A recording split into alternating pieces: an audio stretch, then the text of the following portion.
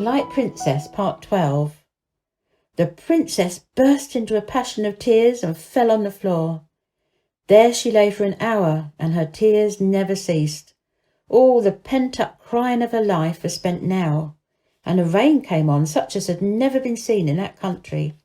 The sun shone all the time, and the great drops which fell straight to the earth shone likewise. The palace was in the heart of a rainbow. It was a rain of rubies and sapphires and emeralds and topazes. The torrents poured from the mountains like molten gold, and if it had not been for its subterraneous outlet, the lake would have overflowed and inundated the country. It was full from shore to shore. But the princess did not heed the lake. She lay on the floor and wept, and this rain within doors was far more wonderful than the rain out of doors. For when it abated a little and she proceeded to rise, she found to her astonishment she could not. At length, after many efforts, she succeeded in getting upon her feet. But she tumbled down again directly. Hearing her fall, her old nurse uttered a yell of delight and ran to her, screaming, "My darling child! She's found her gravity!" "Oh, that's it, is it?" said the princess, rubbing her shoulder and her knee alternately. "I consider it very unpleasant. I feel as if I should be crushed to pieces." "Hurrah!" cried the prince from the bed. "If you've come round, princess, so have I. How's the lake?" "Brimful," answered the nurse. "Then we're all happy." "That we are indeed," answered the princess, sobbing. And there was rejoicing all over the country that rainy day.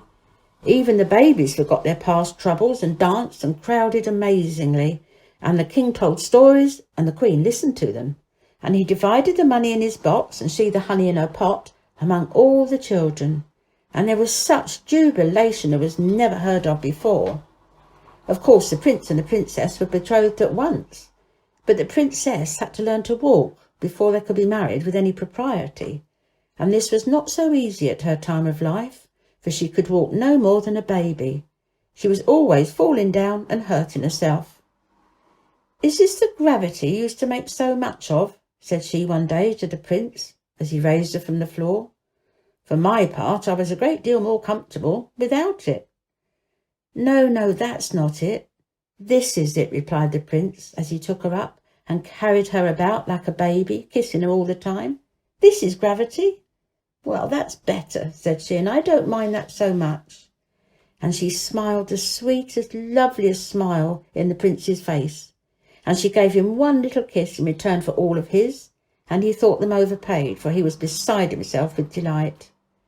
I fear she complained of her gravity more than once after this, notwithstanding. It was a long time before she got reconciled to walking, but the pain of learning it was quite counterbalanced by two things, either of which would have been sufficient consolation. The first was that the prince himself was her teacher, and the second that she could tumble into the lake as often as she pleased. Still, she preferred to have the prince jump in with her, and the splash they made before was nothing to the splash they made now. The lake never sank again. In the process of time it wore the roof of the cavern quite through, and it was twice as deep as it was before. The only revenge that the princess took upon her aunt was to tread pretty hard on the gouty toe the next time she saw her. But she was sorry for it the very next day, when she heard that the water had undermined her house, and that it had fallen in the night, burying her in its ruins, whence no one ever ventured to dig up her body. And there she lies to this day.